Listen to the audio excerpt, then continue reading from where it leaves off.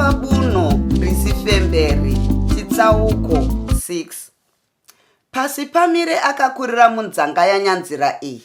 Nzanga iyi sedzimwewo dzaivako panguva iyoyo waiva musha mukuru waiva nanasaimba vaisvika 50.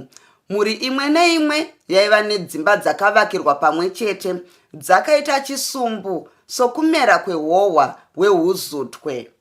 Muri imwe neimwe yaigona kuva nedzimba dzinoti yokubikira, yokurara yavabereki, negota ravakomana nenhanga yavasikana, kwouya dura iro raigona kushandiswa seimba yokurara. Dzose dzimba idzi dzaiva dzakavakwa namapango, dzodzururwa kana kunamwa nevhu. Imwewo mhuri yonovakirawo payo nechekure zvishoma zvingaite 50 kana kupfuura. Vamwewo kana vari vaya vanoda kubva vabatira nzvimbo dzichazovakirwa navana vavo pedyo navo, vaigona kutaramutsana zvakati kuti zvingaite kuti munhu apotsere tsvimbo runa kana rushanu. Zvino izvi ndizvo zvaizokonzera kuti nzanga itore nzvimbo yakakura pakuvakwa kwayo. Kubvawo pane imwe nzanga kusvika pane imwe paigona kuita mitunhu 3 kana 5 kana kupfuura, zvichingoenderana nenzvimbo. Kazhinji nzanga yaivakirwa panzvimbo paiita kuti mvura iwanikwe zviri nyore.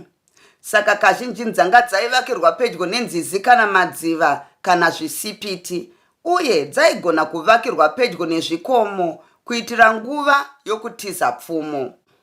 Zvozotizve kana nzvimbo yacho ine ndimo neufuro hwezvipfuyo, sakawo kana zvinhu izvi zvaiwanikwa kure nakure zvairevawo kuti nzanga nenzanga dzaigona kutaramukana zvakanyanya. Naizvozvo nzanga dzose idzi dzaiva pasi pemadzimambo kana madzishe.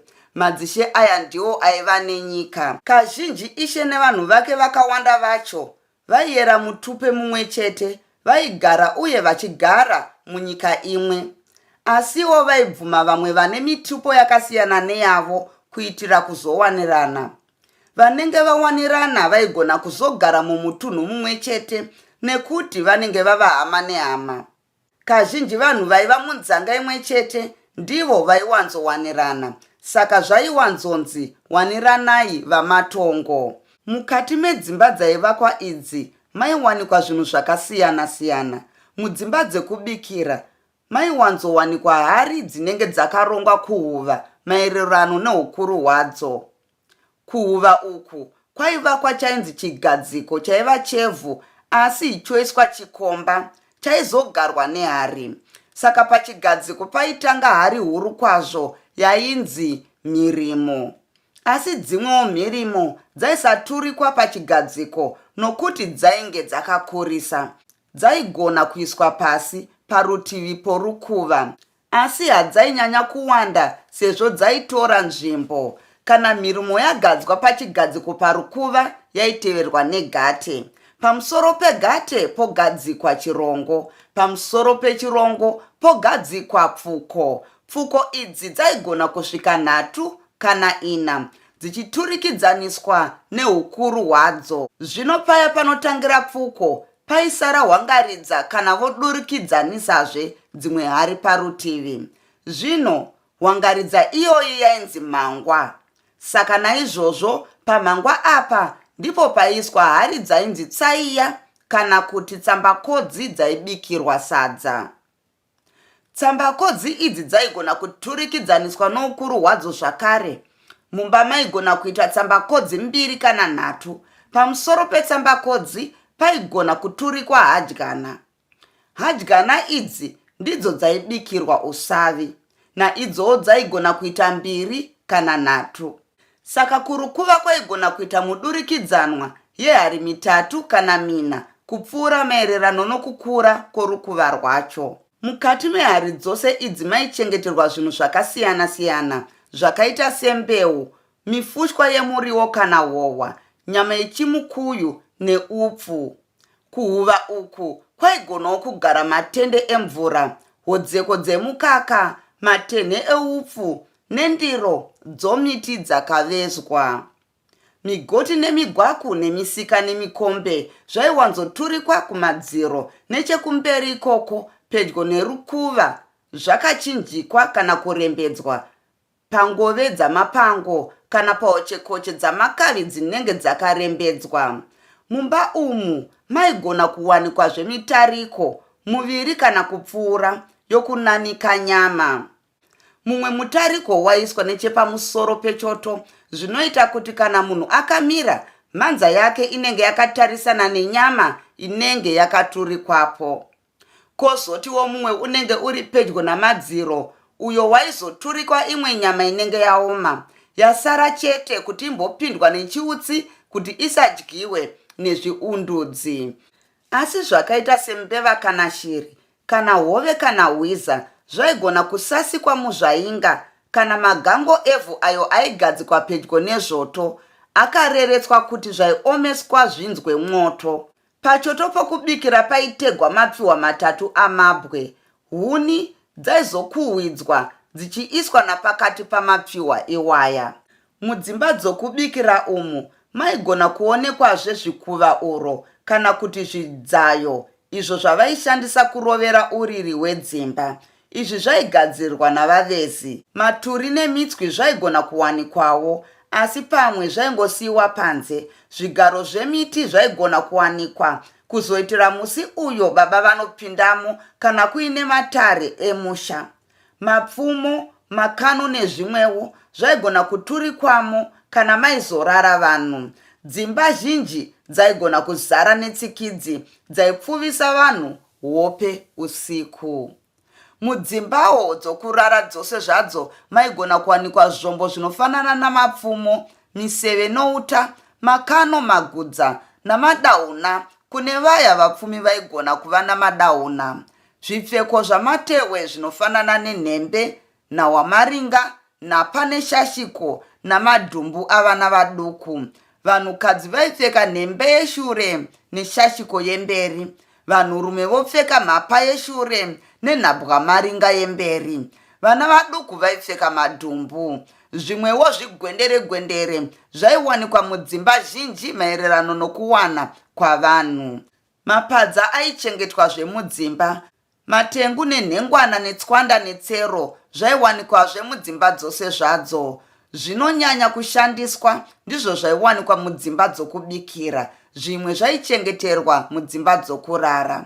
Kareko vanhu vaiva vashoma munyika. Muri imwe neimwe yaigona kuita vanhu 5 kana vanomwe chete, kunze kweavo vaiva namaparika.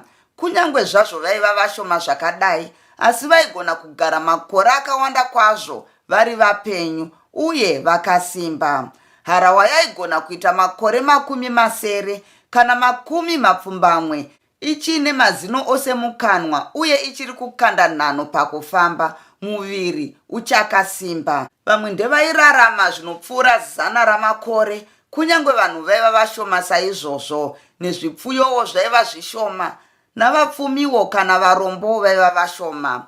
Upfumi hwaitorwa sokuva nedanga remombe navakadzi vakawanda, kuva namapadza mazhinji okurimisa nechibhakera, uye nokuva nedura rezvekudya. Kana kuti munhu awane upfumi hwakadai, zvaiva zvinhu zvikukutu kwazvo. Kunyangwe huku dzaivako, asi havasi vose vaiva nadzo. Mbudzi nehwai zvaivakozve, asi zvainetsa kuzviwana. Kunyangwe nembwa chaidzo havazivangani vaiva nadzo, kunze chete kwavavhimi vashoma. Kwainge kusati kwava nemari. Upfumi hwaitsinaniswa pachahwo, zvokuti kana waiva nebadza waigona kutsinanisa nemombe kana mbudzi kana hwai. Munhuzve waigona kupuhwa mukadzi kuti iwe ugopawo vatezvara ava zvokudya kana nzara yabaya. Uku ndiko kwainzi kuzvarira. Nokuda kwouchena hwaiva navanhu vazhinji, tsika yokuzvarira yaigamuchirika nyore kwazvo. Zvakare, yaitokurudzirwa kuvanhu vaya vaiva vana musvuuganda. Kunyangwe pakuwanirana, varombo vainotema ugariri kwamakore akati kuti vagopiwa vakadzi. Nguva iyoyo mukadzi aikwana kuroorwa nebadza rokurimisa renjanji kana nedanga remombe. Badza renjanji iri kuriwana kwacho zvainge zvakaoma, nokuti mhanguro yekugadzirisa badza irori yaitowanikwa kugomo rehwedza kunyika yevambire.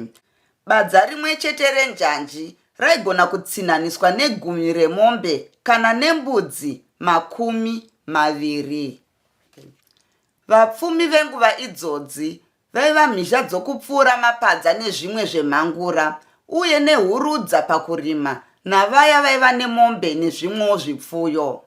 Kwaizotiwo madzishe namasvikiro makuru nen'anga navakuru venzanga. Ava vanhu vaipfuma nekuti vaishandirwa muminda yavo noruzhinji rwavanhu. Kana ari madzishe, kwaitova nezuva vanhu vose zvikuru vaya vaiva pedyo nashe rokunoshanda muminda make. Vaya vaiva kure vaitumira zvirimwa zvaiendeswa mudura ramambo kuzoitira makore enzara kana vamwe vanhu vaichengetwa mumuzinda washe. Saka upfumi huzhinji hwaiva hwashe. Kana munhu ava nemombe dzakawanda aifanira kutumira dzimwe kunashe, nokuti hazvaibvumirwa kuti munhuwo zvake apfume kukunda ishe. Masvikiro makuru naiwowo aipfuma nokuti aipiwa zvinhu navanhu, zvikuru zvirimwa kana vari vakumbirira vanhu mvura. N'angawo dzaipfuma nokuti vanhu vaya vainge vauya navarwere vavo vainoshanda mumunda mavachiremba ivo varwere vavo vachirapwa. Vamwewo ndevaibvisa mombe kana mbudzi zvokurapirwa hama dzavo. Vakuru venzanga naivowo vaiva nezuva rokuti munhu wose womunzanga mavo afanire kunoshanda mumunda machangamire. Kozouyawo mhizha idzi dzaipfuma nokuti dzaigara dzine mapadza okuti vaya vainge vasina mapadza okurimisa vaitanga vashanda muminda memhizha vozopiwa mapadza aya vonoshandisawo kwavo. Uye kana badza rapfuurwa kana riri renjanji raitoda mombe 10 kana mbudzi 20. Kana riri reserima raida mombe 2 kana 3 nembudzi 5 kana kupfuura, zvichingoenderana nokuti mapadza anenge ariko panguva iyoyo akawanda zvakadii. Vaiva hurudza vaipfuma nokuti kunyange mhizha dzaigona kutsinanisa zvinhu zvadzo zvemhangura nezvirimwa. Kana munhu ainge asina dura aigona kufa nenzara iwo mapadza aripo. Saka mhizha dzaigona kutsinanisa zvinhu zvadzo nezvirimwa. Zvaisashamisa kuti mhizha dzaisanoshanda muminda. Dzaiziva kuti vanhu vachazotsinanisa zvipfurwa zvavo nembeu kana kuti zvirimwa. Saka vapfumi vaigara vakapfuma. Varombo zvaivatorera nguva kuti vapfumewo. Kana mhizha isingadi kurimirwa yaigona kupa rimwe basa rainoda kuitirwa. Vose ava ndivo vaiva muchikwata chokutanga chavapfumi kuvanhu venguva iyoyo. Chikwata chechipiri chaiva chevavezi, vamaturi ndiro nemigwaku, mitsigo nemipinyi nezvimwewo zvaiveswa. Ivavawo vaiwana mbeu kana zvirimwa kana kutsinanisa nezvimwewo zvinhu zviduku zvemhizha nehurudza. Kozouyawo vasuki vamatehwe enguo namadahuna, kwoitawo varuki vetsero namatengu netswanda, kwaizoitawo vaumbi vehari kudivi ravanhukadzi. Kwaizopedzisira chikwata chavavhimi. Ava vaigona kupfuma nokuda kwamatehwe emhuka dzaivapa nguo uye kutsinhana nenyama kana vauraya mhuka ine muturu. Kanawo munhu asina unyanzvi hwakewo, zvaireva kuti waizongoita muranda wavamwe nguva dzose. Upenyu hwaizongova hwokuruvira muminda yavamwe. Kazhinjiwo kacho varombo vaiwanirana navapfumiwo vachiwanirana. Asi zvaigona hazvo kuti mupfumi asarudze kuroora murombo, asi zvaisawanzoitika kuti murombo asarudze kuroorera mupfumi nokuti ainge asina pfuma yacho. Kuroora nenzira yokutema ugariri kana kuzvarira ndizvo zvaitonyanya uye zviri zvinhu zvaigamuchirika pasina dambudziko. Kumhizha dzokupfuura zvinhu zvemhangura zvakaita samapadza namapfumo nezvimwewo dzaiomerwa nokuda kwekushayikwa kwemhangura yacho yokupfuurisa, sezvo yainocherwa kure kwazvo kugomo rehwedza kunyika yevambire. Rwendo rwokuenda kugomo rehwedza racho iri nokuzokumbira kuichera namacherero uye nekuzowana iyo yacho yainzi hona yemhangura mushure mekunge ibwe remhangura rapiswa nomwoto wemvuto. Nerwendo rwacho rwekuzodzoka wakaitakura nokuda kwekurema kwayo zvaisava nyore. Chimwe chaiomera rwendo rwekugomo rekuhwedza ndechekuti munzira maiwanikwa zvikara zvesango zvairura seshumba. Kanawo vanenge vaenda ava vakaita mhanza yakaipa vaigona kusangana namakororo aigona kupamba zvose zvavanenge vakatakura nokutosiya vauraya vamwe vacho vanenge vasina kukanda pasi zvavakatakura vakatiza. Kuendako kuhwedza zvaitoda kuronga navamwe vanonyatsoziva nzira dzokunzvenga kana kurasisa makororo kana kuenda pasina nomboziva kuti kune kwaendwa. Asiwo zvaiti kana painge paina wana hona yemhangura iyi aitopfuma kwazvo kunyange asiri mhizha zvake nokuda kwekuti aigona kuipa mhizha. Mhizha iya yopfuura mapadza nezvimwe vogovana sokubvumirana kwavanenge vaita. Saka rwendo rwokuhwedza rwaitoda varume vakashinga pakufamba uye vane simba rokutakura pakudzoka, uye varume vasingatye zvikara zvesango namakororo. Kana ainge auya nehona yemhangura asingade badza aitsinanisa nemombe dzakawanda kwazvo. Ipapa aibva angopfuma. Ndizvo zvaikonzera kuti vamwe vanhu vaite zvechigororo panguva iyoyo, asiwo vamwe vaitya kutora ngozi pakupamba zvinhu zvavaridzi. Zvino kuoma kwokuwana hona yemhangura ikoku ndiko kwakakonzera kuti badza renjanji rikoshe kwazvo. Waiti munhu wangobvisa badza irori chete, rora rose wapedza. Mbeu dzainyanya kurimwa dzaiva dzorikweza kana kuti zviyo, kouyawo mhunga. Nyimo dzairimwawo zvose nenyemba namanhanga, asi hadzizi mbeu dzose dzose dzaiwanikwa kwose kwose. Zvaingoti vanhu vari munyika yavo varimawo mbeu dzavajairira. Chibage chainge chisati chavako panguva iyoyo, asi zviyo ndizvo zvainyanya kurimwa zvichiteverwa nemhunga. Vanhurume vaigara kudare, vanhukadzi ndivo vaigara mudzimba kana iri nguva yamasikati kana kuti yokunze kwaedza. Kudare ikoku kwaiitwa zvinhu zvakasiyana siyana. Kazhinji zvezvaiitwa kumatare aya zvaienderana nemwaka yegore. Kana iri nguva yokurima, kusakura nokukohwa, vanhu vaiswera kuminda. Kumatare vaizoenda manheru votandara. Asiwo panguva ichirimo ndipo paiita kuti vanhu vapedze zuva rose vari kumatare iwaya vachiita zvakasiyana siyana. Zvaiti mhizha dzaiva nezvido zvadzo, asi vachiti uyu pake uyu pake. Vaveziwo vaiva nenzvimbo dzavo kana kuti mimvuri yavo voga. Zvotiwo vasuki vamatehwe vaivawo nenzvimbo yavo. Varuku vamatengu netsero nezvimwewo zvakadaro vaivawo nenzvimbo yavo. Vayawo vavhimi vaiita basa rokuruka mimbure yavo vaivawo nenzvimbo yavo iyo yavaitandika maruma avo voruka mimbure yavo.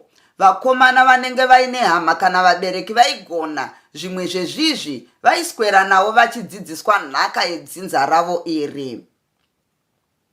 Asiwo vamwe vaya vanenge vasina chavowo chavanogona vaigona kusweroita basa rokutumwa kunotakura zvaidiwa.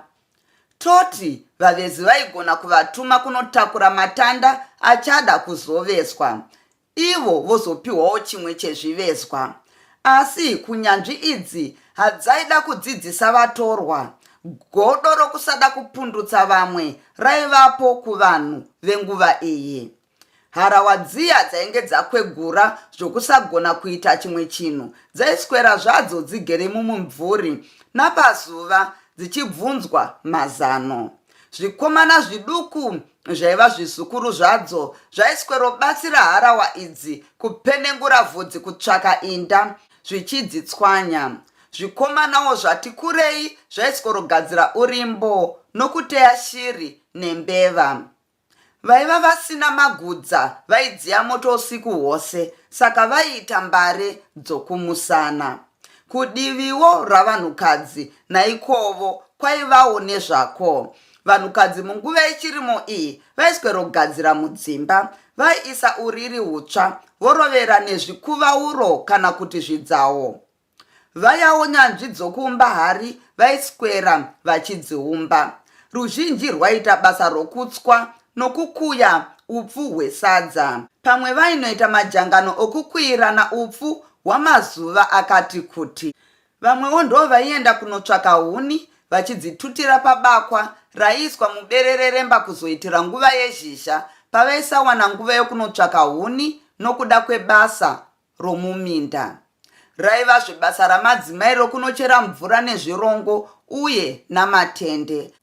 Madzimai naiwowo aiita basa rokudzidzisa vasikana mabatiro anoitwa dzimba kana vazokura.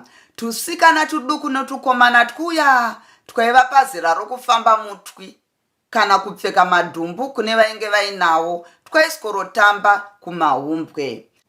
Asiwo vamwe varume vakuru navakomana vaiswera vachifudza mombe, hwai nembudzi vari kumafuro kana kumakura. Mombe dzose dzaingoiswa mudanga rimwe chete renzanga, chero dzaingova nerupawo rwomuridzi. Zviya zvokugadzira mombe zvavako mazuva ano zvinoita kuti kuva nedziya dzokurimisa kana kuti dziri nzombe kwainge kusina. Mombe nzombe dzose dzaingorongedzwa dzakadaro, saka mombe yose hono yaingonzi nzombe. Pachirimowo apa ndipo paipfurunurwa nokupfirirwa patsva dzimba dziya dzinenge dzonjenjemera. Iri raiva basa ravanhurume. Kareko kwainge kusina machira. Vashoma chaivo vaitenge vaenda kunoshava kunyika dzamabuda zuva vachizonosangana namaputukezi ndivo vaitomboonekwa vaine machira. Asi machira aya haigara sezvo ainge asina okutsivanisa nawo, uye ainge asina kusimba samatehwe emhuka. Machirazve aisatana kubatira tsvina, saka kazhinji vanhu vaifarira zvavo matehwe avo. Matehwe aipfekwa aya aisukwa nenyanzvi chaidzo zvokuti aiota zvakanaka. Zvino aizochekwa zvaienderana nechiuno kana mutumbi womunhu wacho achazoapfeka. Asi machekero enguo dzavanhukadzi ainotisiyanei neevanhurume. Mapa yeshure nenhabwamaringa yemberi zvavanhurume zvainoti tetepei uye pfupikei pane nhembe yeshure neshashiko yemberi zvavanhukadzi. Vakomana navasikana vadiki vaipfekedzwa zvimatehwe zvembudzana, vaipfeka mberi chete, asi vazhinji vavo vaingofamba mutwi kune vaya vaiva navabereki varombo. Vaipfeka madhumbu aya kusvika vava pazera rokububudza kana vari vasikana, nokusvika pakuputudza kana vari vakomana. Kuvanhukadzi vainge vari pavapfumi ndivo vaiwanikwa vakawedzera runako rwavo nezvishongo zvemhete dzemunzeve dzemhangura, nendarira dzomumaoko nomumakumbo, nechuma chomuchiuno kana muhuro. Vanhurume vaigonawo kupfeka ndarira kana tsambo mumaoko nemumakumbo. Vhudzi raiwanzogezwa noruredzo rozorwa mafuta epfuta. Vanhurume vaiwanzoveura vhudzi ravo nechisvo chaigadzirwa nemhangura chaiteswa kwazvo. Asi vhudzi raiwanzoregwa richiita mhotsi. Inda dzaifarira kugara muvhudzi rakadai, nokuti raigara rakamandana netsvina inova ndiyo yaiva kudya kwadzaifarira. Kuwanana kwavakomana navasikana kwainge kusiri kuya kwemwoyo muti unomera paunoda. Hapana mukomana aimira nomusikana votaurirana mazwi erudo. Mukomana kana musikana aidai aiva nzenza. Vaitosarudzirwa navakuru dzimba dzokuwanira kana kuwanikwa. Zvaiti kana vakuru vanzwanana ndivo voronga zvokuti vana vavo vowanana. Munhu mukuru kana akaita savatete kana sekuru vaigona kuti vaine mwana wavo mukomana vachida kuti awane kune imwe imba. Vakataura nomukomana wacho kana akazvifarira akadura musikana waanoda pane variko, sekuru vaya kana tete vanogana musikana wacho kuvakuru vake, zvikuru tetewo kana sekuruwo. Kana ari musikana asarudzirwa imba yokuwanikwa navakuru vake, vangava vatete kana sekuru, Ivo vakuru ava vaiendawo kuvakuru vomukomana. Vangavewo vatete kana sekuru vonodongawo kana kudongera muzukuru wavo shamwari. Kana vakuru ava vangobvumirana chete, votoronga kuti vana ava vawanane. Sadza raidyirwa kudare nevanhurume vose, vakadzi ndivo vaidyira kudzimba. Sadza rokudare iri rainge risingamirire vokumba kwarabva kwete, asi raiti kana rabikwa, madzimai kana vasikana voenda naro kudare, asi vaisasvika naro pane vanhu kwete. Vaimirira kure vopfugama vochira. Kana vachiswedzana kana kukwazisana vaiitira kure ikoko. Zvino vosimuka vachisiya riripo. Kazhinji kana yainge yava nguva yokuendesa sadza kudare, vanhukadzi vaibva vangoriendesa vose nechinguva chisina kunyanya kusiyana. Vakomana ndivo vaizosimuka vanoritora paraisiyiwa namadzimai kana vasikana paya. Vairiendesa pavakuru. Vakuru ava ndivo vaitanga kuridya, asi vasingapedze rose. Imwe nguva vaingoita musuwa pamukonde woga woga voripfuudza kuvakomana vaya. Varume ava vaigona kugara vakaita vatatu kana vana. Vamwe vaingomira nomukonde wavo voga vopfuudzawo kuvakomana. Kunyangwe usavi hwacho hwakasiyana-siyana, zvaisava nei izvo. Munhu wose aidya achiguta, zvokutosiya sadza raitopiwa imbwa. Kana kukauya nesadza mbodza, havaiva nehanya nazvo kana kuzvitsvaka kuti rabvepi. Kana vakuru vaguta, pamwe vaingoripfuudzawo kuvakomana vasina kurinokora. Kana vose vapedza kudya, vakomana vaizodzosera ndiro dziya panzvimbo pavainge vambodzitorera. Vaidziendesa dziri mbiri kana nhatu sekuuya kwadzinenge dzamboita. Vaisadzisanganisa. Vaizoridzawo huhuhu kuzivisa madzimai kuti vapedza kudya. Vanhukadzi vaya vaizouyawo votora ndiro dzavo. Kazhinji kacho sadza ramanheru raidyiwa kwakachena kuitira kuona pakudya. Kudare kwavarume uku kwaigona kuve nedzimwe mhuka duku dzaigona kungovhirwako nokudyirwako dzisina kusvika kumba. Nyama yadzo yaigona kungogocherwako. Kana vasina surudzo ravo ikoko, vaingoiumburudza mudota rechigunguru yonakiswa nakakuruva kedota aka. Nzanga yanyanzira yainge yakareba, yakatevedza rwizi mupfure asi iri nechekure zvishoma. Kureba uku kwaikonzerwa nechikomo nezvibwe zvaiva nechokumaodzanyemba kwenzanga iyi. Izvo zvaitadzisa kuti dzimba dzivakwe dzakabatana. Saka yainge yakareba, ichibva kumabvazuva ichidzika mavirira. Kumabvazuva yainge yakadimurirwa kana kuganhurwa nerwizi nyadumbu urwo rwaibva nechokumaodzanyemba ruchinodira muna mupfure nechekuchamhembe. Saka nzanga iyi yaiva namatare maviri nokuda kwokureba kwayo. Iye nyanzira aiva kudare rokumavirira kwakadziva kuchamhembe. Rimwewo dare raiva nechekumabvazuva asi rakadziva nechekumaodzanyemba. Kubva pane rimwe dare kunosvika pane rimwe paiva nakamutunhu kadiki zvako, asi zvisingaite kuti vanhu vave padare rimwe chete. Tingati paiva nomutunhu mumwe chete. Nechekumavira zuva kwenzanga yanyanzira iyi kwaiva nenzanga yamasvinyange, neyachigwedere, neyamuda kureva, neyamuzvidziva. Dzose nzanga idzi dzaideva namupfure. Miriwo kwanyadumbu nechekumabvazuva kwaiva nenzanga yamukwati, neyamarufu wetembo, mazvimbakupa, neyashambambeva. Shambambeva ndiye ainge akatsamiranawo norwizi chibide. Miri kwachibide kwaiva nenzanga yochokumarara, neyekunzvi, neyapindura. Nechekumaodzanyemba ndiko kwaiva nemuzinda washe Nyandoro ari pakati porwizi Nyadumbu nachibide. Nzanga dzose idzi dzaiganhurwa namasango namapani, nezvikomo uye nenzizi. Hapana tsime risina datya. Munzanga maigonawo kuva noupenyu husina kutsarukana, sepanzvimbo panoungana vanhu. Makakatanwa munzanga pakati pavanhu aigona kuwanikwa. Mukuru wenzanga ndiye aiva jinda kana gurukota ramambo. Gurukota iri ndiro raitongawo nyaya duku dzomunzanga. Raitongawo navamwe vakuru venzanga varinenge rasarudza. Nyaya dzaigona kutongwa mudzanga dzichipereramo dzaiva dzokubirana zvinhu, dzokurwa, dzokunangana uroyi, dzokuchiva nokuchinya nomukadzi womunhu, dzokuvengana zvokutadza kugarisana nedzemataka, dzokupumhana uroyi huya hwokukuvadzana nemushonga yakaipa, nedzekureverana makuhwa, nedzokuputsa zvitsidzo, dzokukanganisirana kwemukadzi nomurume, kana dzevana mushure mekunge vatadzira vabereki, zvikuru amai, izvo zvaizokonzera kuti mwana anzi atande botso.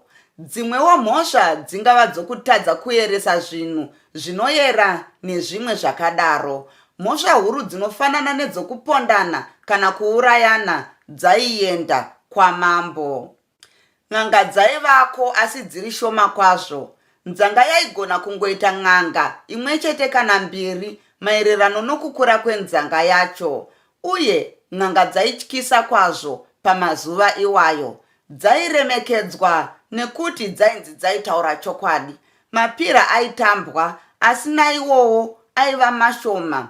Dzinza raigona kungova nesvikiro rimwe chete bedzi, asi mashavi ndiwo akawanda.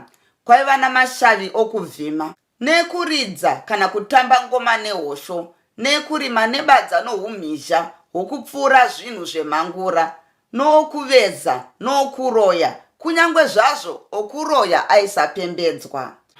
Nzvimbo zhinji dzaiyera dzaifanana namasango namadziva, nemiti namakomo, namapako nedzimwewo nzvimbo. Godo kana pfini yokusada kubudirira kwavamwe zvaivakowo. Nherera dzaitambura zvakanyanya nokuti hadzinayinyanya kucheuka zvikuru kana zvasvika pakuda kudzidziswa zvokushandisa maoko. Varombo vainge vasina wanosimudzira, kana zvaisvika paupfumi zvaingova zvenjake-njake. Hama chaidzo dzeropa ndidzo dzaitoedza kusimudzirana kana dzichiwirirana, kwete nemutorwa.